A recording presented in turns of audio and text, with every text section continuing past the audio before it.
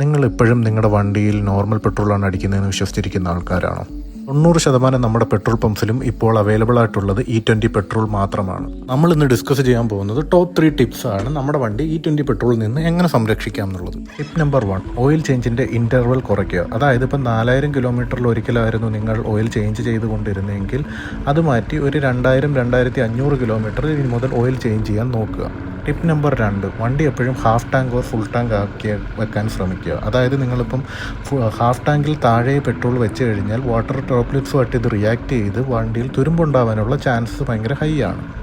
Tip number 3, ഓരോ 1000 കിലോമീറ്ററിൽ fuel additives add ചെയ്യാൻ ശ്രമിക്കുക. ഉദാഹരണത്തിന് ബജാജ് തന്നെ റീസെൻ്റ്ലി പറഞ്ഞിട്ടുണ്ടായിരുന്നു 40 ml ഫ്യൂവൽ ക്ലീനർ ഓരോ 1000 കിലോമീറ്ററിൽ ആഡ് ചെയ്യുന്നത് അവരുടെ BS3 വെഹിക്കിളിനെ സേഫായിട്ടിരിക്കാൻ സഹായിക്കുമെന്ന് അവർ ഒഫീഷ്യൽ ഒരു സ്റ്റേറ്റ്മെൻറ്റ് വരെ പറഞ്ഞിട്ടുണ്ടായിരുന്നു. ഒരു പ്രോ ടിപ്പ് എന്ന് വെച്ച് കഴിഞ്ഞാൽ നിങ്ങൾ വണ്ടി ഉപയോഗിക്കാതെ കുറച്ച് നാൾ വെക്കുകയാണെങ്കിൽ most of the cases full tank or tank എംറ്റി ആക്കി വെക്കാൻ ശ്രമിക്കുക. കാരണം അല്ലെങ്കിൽ മറ്റേ വണ്ടിയിൽ തുരുമ്പുണ്ടാവാനുള്ള ചാൻസസ് വളരെ ഹൈ ആണ്. അത് നിങ്ങളുടെ വണ്ടിക്ക് നല്ലപോലെ പണി കിട്ടാനും ചാൻസ് ഉണ്ട്.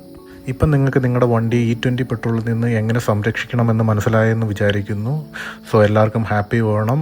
അടുത്ത വീഡിയോയുമായിട്ട് ഉടനെ കാണാം.